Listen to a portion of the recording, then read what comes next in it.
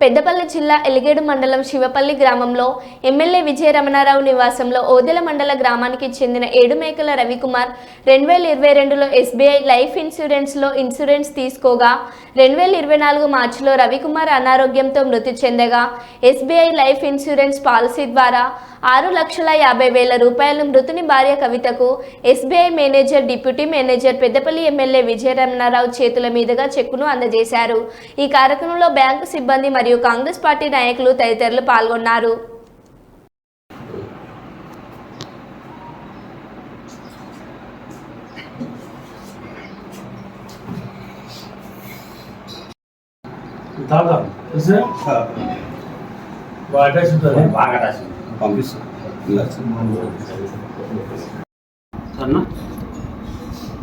నేను బాధపడతా మా పిల్లల భవిష్యత్తు చూసుకో అంటే ఇప్పుడు ఇంకా 20 years 20 సంవత్సరాలు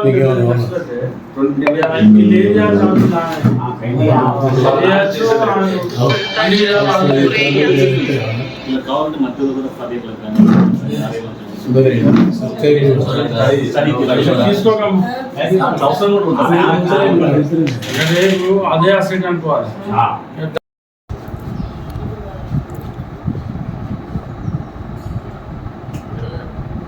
కవిత అదేవిధంగా కవిత భర్త రవికుమార్ గారు చనిపోవడం జరిగింది.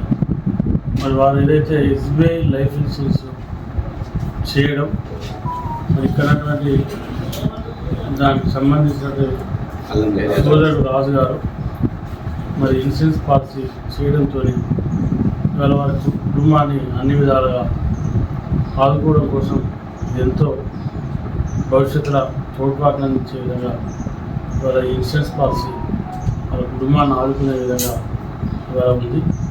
ప్రధానంగా ఇవాళ రవికుమార్ చనిపోయిన తర్వాత వాళ్ళ 6.5 లక్షల రూపాయలు మరి కవితకు వారి కుటుంబానికి రావడం జరిగింది. అదే కాకుండా 23 సంవత్సరాలు మన నెలకు దాదాపు 12 నెలలు సంవత్సరానికి 60,000 రూపాయలు మరి వాళ్ళ పిల్లల చదువు కోసం కానీ కుటుంబ పోషణ కోసం మరి ఇచ్చేటువంటి కార్యక్రమాన్ని కూడా మరి ఎస్బీఐ వాళ్ళు చేతునివ్వడం జరుగుతూ ఉంది.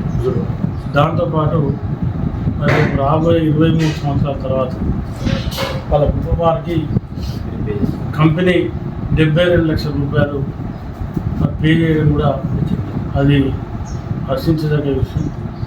నిజంగా కూడా మేమంతా కూడా స్వాగతిస్తా ఉన్నాం. ఇట్లా చాలామంది కూడా దీనికి అడాప్ట్ అయ్యి మరి ఎప్పుడేం జరుగుతుందో తెలియదు కాబట్టి పిల్లల పేరు ఇటువంటి పాలసీ ఇస్తే రేపు భవిష్యత్తు కూడా అన్ని విధాలుగా బాగుంటుంది. మరి వాళ్ళ నిజంగా కూడా చనిపోయిన రవి కుటుంబానికి ఆ దేవుడు అన్ని విధాలుగా సహకరించి పిల్లల భవిష్యత్తు కూడా బంగారు భవిష్యత్తు ఉండే విధంగా ఆ దేవుడు దీవించాలని చెప్పి కోరుకుంటాం.